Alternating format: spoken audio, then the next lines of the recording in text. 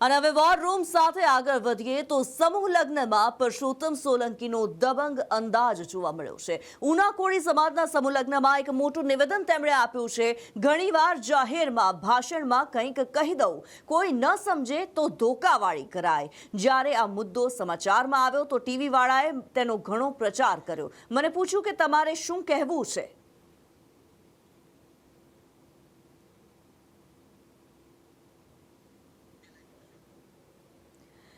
મંત્રી પરસોત્તમ સોલંકીએ જે પ્રમાણે મોટું નિવેદન આપ્યું છે, ધોકાવાળી કરવાની વાત કરી છે। તેમણે કહ્યું કે હું જે કહું છું તે સાચું છે, મારા સમાજ માટે જરૂરી છે। એને સમજે તો કોણ સમજશે? મારો સમાજ સમજે છે એટલે મને વાત કરવાની જરૂર નથી। મારા કોળી સમાજને કોઈ દુખી કરતું હશે તો નહીં છોડું તેવો હુંકાર પરસોત્તમ સોલંકીએ કર્યો છે। પરસોત્તમ સોલંકી સમાજના સમૂહ લગ્નમાં હાજરી આપવા માટે થઈને પહોંચ્યા હતા, જ્યાં તેમણે આ નિવેદન આપ્યું છે।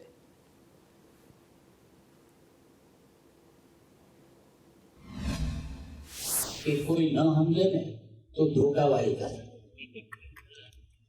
આ પ્રશ્નના સમાચારમાં જ્યારે આવ્યું ને ત્યારે ટીવી વાળાએ ઘણો એનો પ્રચાર કર્યો અને મને પૂછ્યું કે તમારે શું કહેવાનું? મેં બીજે કીધું ને સાચું છે,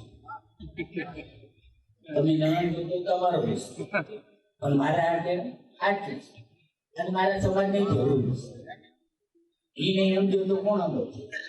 એટલે મારો સમાજ સમજે અને હું કહું છું સમાજે સમજે।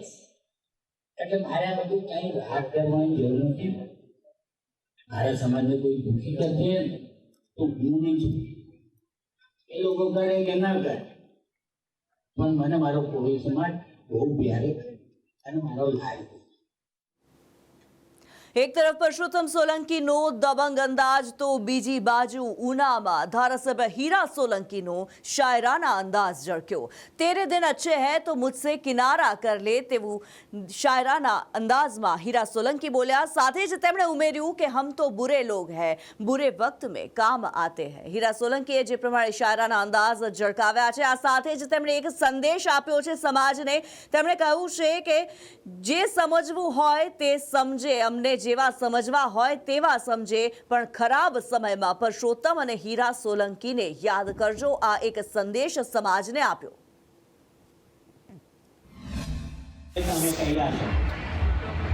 અને આપ સૌને એ જ વિનંતી કરીશ મિત્રો, કદાચ તમારા હારા દિવસોમાં કદાચ પડખે ન ઉભા રહી શકતા હોય તો એની ચિંતા ન કરતો મિત્રો, પણ બુરા સમયમાં તમારા પડખે ઉભા રહેવાના પ્રયત્ન કરશું, જમણો આંગ બનીને પ્રયત્ન કરશું। આ હરમેશ માટે બધું જોયું છે।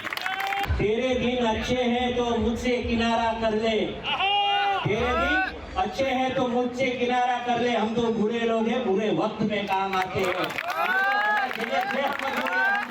हमने जेवा समझવો એવા સમજે, પણ અમારે જે સમય તમારો બુરો વખત આવશે ને એ સમયે તમે કોઈ દેખાય કે ન દેખાય, પરસોત્તમભાઈને હાકલ કરજો, હીરાલાલ સોલંકીને હાકલ કરજો, દિવેશને હાકલ કરજો, આ ચેતન કુમારને આ જમાયો બેઠા છે, હાકલ કરજો। તમારો જમણો બાંગ બનીને તમારા પડખે ઉભા રહેવાના કઠોરનો પ્રયત્ન કરજો।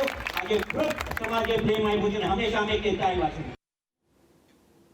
આગળ વાત સુરેન્દ્રનગરની। સુરેન્દ્રનગરના પાટડીમાં ક્ષત્રિય ઠાકોર સમાજની બેઠક મળી। સાંસદ ગેનીબેન ઠાકોર સહિત મોટી સંખ્યામાં ઠાકોર સમાજના લોકો હાજર રહ્યા। સમાજના બંધારણ અને વ્યસન મુક્તિ અંગે આ બેઠકમાં ચર્ચા થઈ। કુરિવાજો, ખોટા ખર્ચ, ખોટા દેખાડા બાબતે ચર્ચા કરવામાં આવી છે। વાલેવડાના દારૂ મુદ્દે અરજદારની ગેનીબેનની રજૂઆત। શંખેશ્વર, માંડલ, બેચરાજીના લોકો આ બેઠકમાં હાજર રહ્યા હતા। અને પાટડી ઠાકોર સમાજ એ સમાજના રીત રિવાજોમાં કઈ રીતે સુધારો આવે, સામાજિક ખર્ચામાં કાપ મૂકીને શિક્ષણ તરફ સમાજ કઈ રીતે આગળ વધે, એની એક સૂત્રતા માટે કરીને આજે બધા ભેગા થયા છે। સર્વપક્ષીય ઠાકોર સમાજના આગેવાનો, ધારાસભ્યો, સંસદ સભ્યો એક સ્ટેજ ઉપર છે। હું એમને અભિનંદન આપું છું કે સમાજના કામ માટે બધા એક સ્ટેજ ઉપર આવ્યા છે। 16 જેટલા મુદ્દાઓનો જે એમને કાર્યક્રમ જે નક્કી કર્યો છે એનું સારી રીતે સમાજ બંધારણ અમલમાં મૂકી અને એનું પાલન કરે, એ આ વર્તમાન સમયની માંગ છે। બ્રહ્મ સમાજ પણ હવે સામાજિક બંધારણ નક્કી કરશે. ગાંધીનગરમાં ગુજરાત બ્રહ્મ સમાજની બેઠકમાં આ નિર્ણય કરવામાં આવ્યો છે. સમગ્ર ગુજરાતના બ્રાહ્મણો પાસેથી સૂચનો મંગાવવામાં આવશે. ત્યારે બ્રહ્મ સમાજના બંધારણને લઈને હવે મહત્વપૂર્ણ નિર્ણય કરવામાં આવ્યો છે. બંધારણ નક્કી કરવામાં આવશે બ્રહ્મ સમાજનું, અને બ્રાહ્મણો પાસેથી આ બંધારણ મુદ્દે સૂચનો પણ માંગવામાં આવશે. લગ્ન પ્રસંગમાં ઓછો ખર્ચ કરવા અંગે પણ નિયમો બનાવવામાં આવશે. તો યુજીસીમાં પણ જે કેટેગરીના વિદ્યાર્થીઓ, જનરલ કેટેગરીના, ઈડબ્લ્યુએસ કેટેગરીના વિદ્યાર્થીઓ અને એવી 107 જ્ઞાતિઓને અસર થાય છે, એમાં બ્રહ્મ સમાજ, રાજપૂત સમાજ અને પટેલ સમાજના સહિયારા પ્રયાસથી આગામી સમયમાં આંદોલનનું આયોજન કરવામાં આવેલું છે. ઘૂસખોર બ્રાહ્મણ પંડિત નામની જે પિક્ચર આવી છે મનોજ બાજપેયીની, એની સામે પણ સમગ્ર ગુજરાત બ્રહ્મ સમાજ અને રાજ્ય કક્ષાના બ્રહ્મ સમાજ દ્વારા વિરોધ કરવામાં આવ્યો છે. અને એ પિક્ચરને નામ બદલી નાખવામાં આવે અથવા પરત ખેંચવામાં આવે, ઓટીટી પર રિલીઝ ના થાય એવા પ્રયત્નો શ્રી સમસ્ત ગુજરાત બ્રહ્મ સમાજ રાજ્ય કક્ષા દ્વારા કરવામાં આવે છે. અને માનનીય યજ્ઞેશભાઈ દવે અમારા મુખ્ય કન્વીનર છે, એ સામાજિક બંધારણમાં શું સુધારા લાવે છે એના વિશે આપણે આજે વાત કરવાના છે. બ્રહ્મ સમાજે પણ એક એવું બંધારણ કરવું જોઈએ કે સામાજિક રીતે જે લગ્નની અંદર ખર્ચા થાય છે એ લગ્નના ખર્ચા કેવી રીતે ઘટાડવા, એ અંગેની ચર્ચા આજે દરેક જિલ્લા પ્રમુખો સાથે કરવામાં આવશે. અને ત્યારબાદ જનરલ મિટિંગ જે આવતા મહિને યોજાનાર છે એ જનરલ મિટિંગમાં એનો નિર્ણય કરવામાં આવશે. પરંતુ આજે એક માસ સુધી આ અંગેના દરેકના અભિપ્રાયો લેવામાં આવશે કે આ ખર્ચા કેવી રીતે ઘટાડી શકાય, અને સામાન્ય વ્યક્તિઓને જે લગ્ન કરવા માટે જે ખર્ચો થતો હોય છે અને એના કરતાં પણ વધારે ખેંચાઈને, ઘણી વખત બ્રાહ્મણના ઘરમાં ન હોય છતાં એ ખેંચાઈને ખર્ચો કરતો હોય છે અને એનું 10-10 વર્ષ સુધી એ દેવું પણ ચૂકવતો હોય છે. એવા દાખલા પણ બ્રહ્મ સમાજની અંદર થયેલા છે. પરિપત્રોથી અથવા તો કોઈ નિયમોથી અથવા તો ફિલ્મના ક્ષેત્રેથી કોઈ પણ રીતે બ્રહ્મ સમાજ કે જે સવર્ણ સમાજ છે એને સોફ્ટ ટાર્ગેટ જે કરવામાં આવે છે એ સોફ્ટ ટાર્ગેટ ન કરવામાં આવે એ અંગેનું કડક વલણ પણ બ્રહ્મ સમાજ દાખવે. આગળ વાત ડુપ્લિકેટ દારૂના વેપલાની. રાજકોટના વીંછિયામાં ડુપ્લિકેટ દારૂની ફેક્ટરી ઝડપાઈ છે. જિલ્લા પંચાયત સદસ્યના પુત્રનું આ ફેક્ટરીમાં કનેક્શન ખુલ્યું છે. સવિતા વાસાણીનો પુત્ર રણજીત આ ફેક્ટરી ચલાવતો હતો. અમરાપુર વાડી વિસ્તારમાં આ ફેક્ટરી ધમધમતી હતી. જીતેશભાઈ સોલંકી નામનો વ્યક્તિ અમરાપુર ગામે રણજીતભાઈ વાસાણીની વાડીમાં ગેરકાયદેસર રીતે પોતાના આર્થિક ફાયદા સારું વિદેશી દારૂનો ફ્લેવર અને સ્પિરિટને મિક્સ કરી અને મોંઘા ભાવની વિદેશી દારૂની બોટલોમાં દારૂ ભરી અને વિદેશી દારૂના બ્રાન્ડ લેબલ લગાડી અને વેચાણ કરે છે. જે અનુસંધાને સદરનું જગ્યાએ રેડ કરતા જીતેશભાઈ સોલંકી અને તેની સાથે 3 મજૂરો મળી આવેલા અને ત્યાંથી કુલ આવી વિદેશી દારૂની બોટલો 218, કુલ કિંમત 68,016 રૂપિયા તથા વિદેશી દારૂ અને દારૂ બનાવવાની લિક્વિડ 30 લીટર 51,900ની કિંમત મળી આવે છે. તેમજ અન્ય સામગ્રી સાથે કુલ મુદ્દામાલ 1,28,396નો કબજે કરવામાં આવે છે. જે રેડ દરમિયાન જીતેશભાઈ વીરાભાઈ સોલંકી, પ્રદીપભાઈ કાળુભાઈ સાગઠિયા તેમજ કાયદાના સંઘર્ષમાં આવેલ બાળકિશોર મળી આવે છે. જૂનાગઢના પટેલ કેળવણી મંડળમાં ટ્રસ્ટીઓ દ્વારા વાલીઓ સાથેના અસભ્ય વર્તન અને સંસ્થાને પોતાની જાગીર ગણાવતા નિવેદને સમગ્ર જિલ્લામાં ચકચાર જગાવી છે. ખેડૂતોના પરસેવાથી બનેલી આ સંસ્થામાં હવે દીકરીઓની સુરક્ષા સામે સવાલ ઉઠી રહ્યા છે.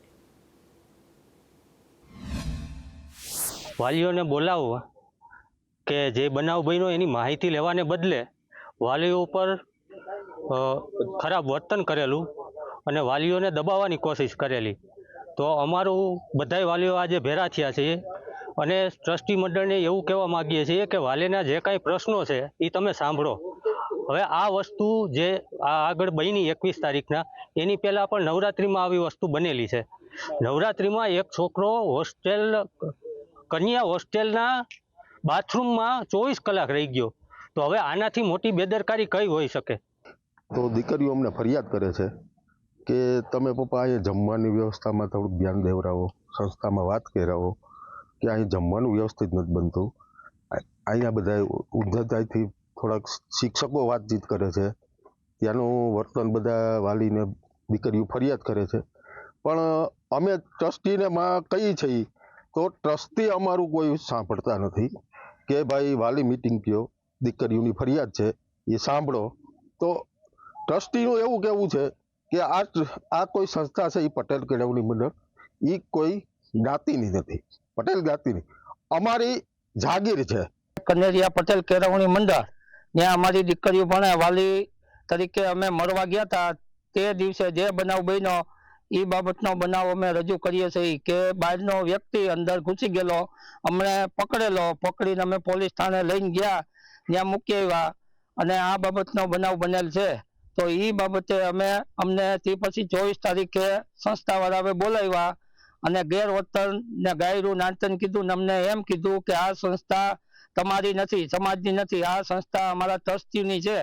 એટલે એ બાબતથી કાંતિભાઈ ફળદુએ અને બધા અંદરના સ્ટાફે અમને ગાયરું અને ગેરવર્તન કરેલું છે. અને જે લોકો આ ટ્રસ્ટીઓ એકદમ એના મનગમતા જે કાંઈ નિર્ણયો લે છે, કોઈ પણ જાતની વાલી અને એક સાથે કોઈ વાલીની મિટિંગ નથી બોલાવતા ક્યારેય પણ, કે દીકરીઓને શું તકલીફ છે, શું પ્રોબ્લેમ છે, કોઈ વસ્તુ કાંઈ પણ અમારું સાંભળતા નથી. અને કાંઈ પણ એને રજૂઆત કરીએ તો એ મન ફાવે એવા શબ્દોમાં અમને જવાબ આપી દે છે. અને આ સંસ્થા છેવાડાના માનવીના ફાળાથી બનેલી છે. ખેડૂતોના દરેક લોહીની કમાણીનો પરસેવો તે સંસ્થામાં રેડાયેલો છે. અને અત્યારે એ લોકો પોતાની જાગીર સમજી અને પોતાના ધાર્યા નિર્ણયો લે છે અને વાલીઓને એવો પણ જવાબ આપી દે છે કે જેને જ્યાં જવું હોય ત્યાં જાઓ, અમારું કશું જ થવાનું નથી. આ હોસ્ટેલમાં જો ટ્રસ્ટી મંડળે એની દાદાગીરી કરી અને અહીંયા સેફટી ના હોય તો આ કેળવણી મંડળ શું કામની? તો હું ગુજરાતમાં રહેલા તમામ પટેલ સમાજને આહવાન કરું છું કે એક સોમવારે અમે એક મહાસંમેલનનું આયોજન કરેલું છે. તે સંમેલનમાં કલેક્ટર શ્રી તથા એસપી સાહેબ શ્રી અને આઈજી સાહેબને આવેદન પત્ર આપવાનું છે.